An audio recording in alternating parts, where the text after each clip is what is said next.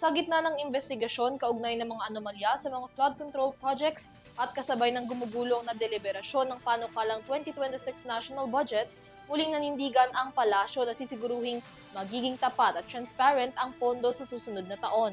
Ayon sa Malacanang, seryoso ang Pangulo sa kanyang naging pahayag na ibabasura ang panukalang pondo sakaling makitaan ito ng anomalya. Ito ay upang matiyak rin na maiwasan na ang isyu ng talamak na korupsyon sa bansa. Alamin ang kabuuan ng balita sa report ni Alvin Pelobel. Nanindigan ang palasyo ng Malacanang na nakahanda si Pangulong Ferdinand Marcos Jr. na i-veto ang anumang pondo para sa taong 2026 kung ito ay may anomalya. Ito ang binigyan diin ni Palace Press Officer Attorney Claire Castro kaugnay sa nagpapatuloy na investigasyon sa katiwalian sa flood control project ng Department of Public Works and Highways. Hindi raw pahihintulutan ng Pangulo ang anumang maanomalyang proyekto sa susunod na taon. At sinabi po ng Pangulo even before na kung meron man magkakamali o magiging anomalyang muli ang gagawin na budget sa 2026, yan po ay kanyang i-veto. Pagtitiyak din ng palasyo, nais daw ng Pangulo na maibigay ng tama ang pondo ng pamahalaan para sa taong bayan. Gusto po talaga ng Pangulo na yung budget ay tama at maibigay sa tamang programa para sa kinabukasan at kapakinabangan ng taong bayan.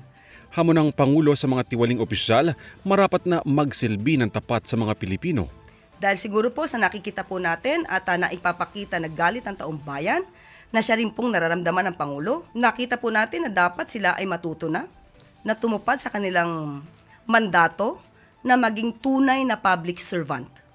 Dinepensa naman ni Alyansa ng Bantay sa Kapayapaan at Demokrasya Chairman Emeritus Dr. Jose Antonio Guisha ang Pangulo na mahalagaan niya ang kapangyarihan nito na silipin ang anomalya sa mga pondo kaya't kinakailangan raw ng sapat na basehan sa pagveto sa mga pondo para sa susunod na taon. Paraan daw ito ng Pangulo upang maipakita ang pagiging mahinahon at pagiging matatag sa kabila ng investigasyon sa ilang mga kaalyado at kamag-anak nito na sangkot umano sa katiwalian.